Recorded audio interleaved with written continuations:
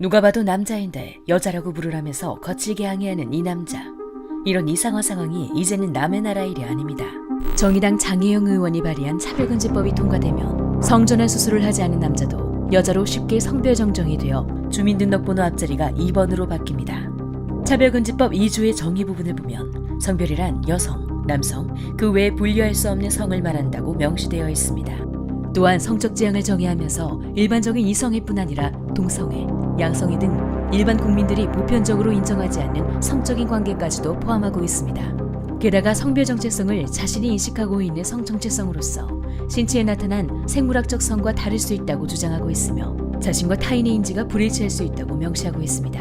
즉, 남자가 스스로를 여자라 주장하면 여자로 성별을 정정해줘야 합니다. 이러한 성별 정체성 정의의 바탕이 되는 것이 바로 젠더 이론입니다.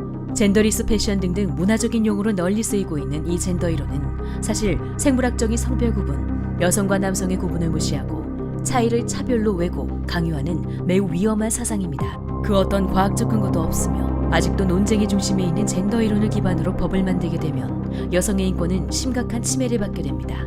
더구나 모욕감, 수치심, 두려움 등 주관적인 감정의 영역조차 괴롭힘이라는 이름으로 적극적으로 법적 책임을 지게 하는 포괄적 차별금지법이 제정되면 여성들은 엄청난 역차별을 받게 됩니다.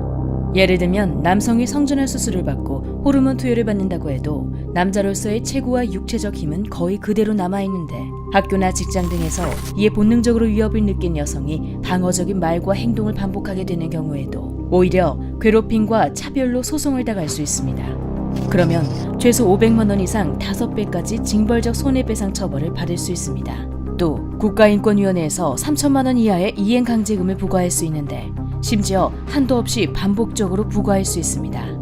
이와 같이 헌법에서 보장된 양심의 자유, 학문과 표현의 자유를 침해하고 선량한 여성들을 범법자로 만들 수 있는 무시무시한 법, 성적 지향, 성별 정체성 문제를 포함하는 차별금지법을 강행하면 어떤 폐해가 초래되는지 해외 사례를 살펴보겠습니다.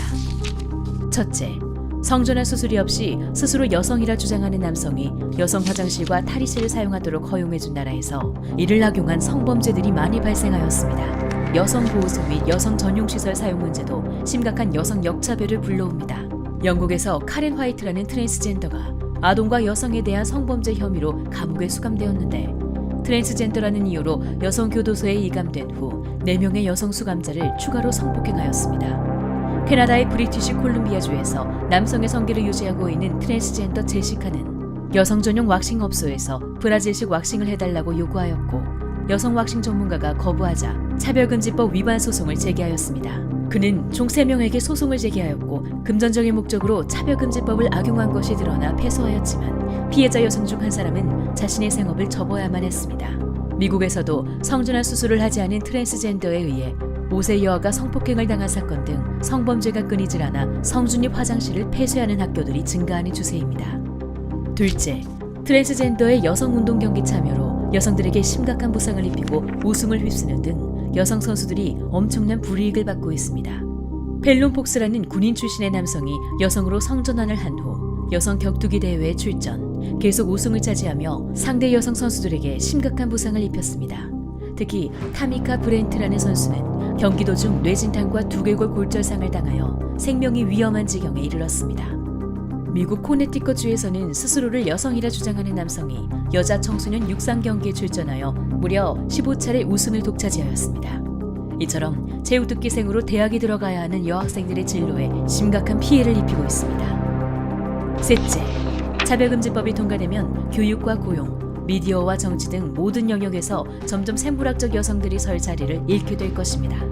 체육특기생들뿐만 아니라 여자 대학 입시에서도 여학생들이 트랜스젠더와 경쟁하게 될 것이고 고용 분야에서도 마찬가지 상황이 벌어질 것입니다. 여성 교수 채용이나 여성 임원 채용, 여성 의원 공천 등등 사회각 분야에서 여성들에게 기회를 제공하기 위해 마련된 많은 제도들이 유명무실하게 될 것입니다. 이처럼 차별금지법은 여성의 안전권과 프라이버시권을 침해하고 여성에게 주어진 기회를 침해하는 심각한 여성 역차별법입니다. 소수자의 인권이라는 미명하에 여성성의 가치를 폄하 파괴하고 여성 인권을 침해하는 차별금지법을 우리는 도저히 받아들일 수 없습니다. 우리 선배들이 수많은 노력으로 물려준 소중한 여성 인권을 우리의 딸들에게 온전히 물려주기 위해 이제 우리 여성들이 함께 뭉쳐 차별금지법을 막아야 합니다. 특권과 역차별, 차별금지법 스탑!